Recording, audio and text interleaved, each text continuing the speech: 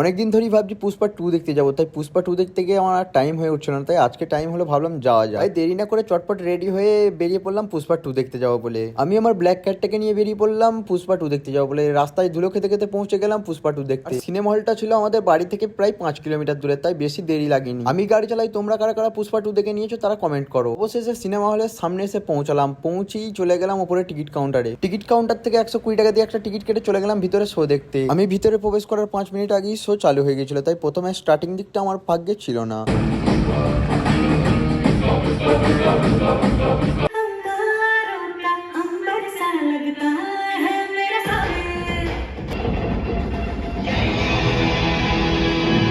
আর পুষ্পা দেখার পর আমার রিয়াকশনটা কেমন ছিল দেখে নাও। আমি তো আপনাকে বলি পুষ্পা একটা খুব ভালো বই, খুব সুন্দর বই।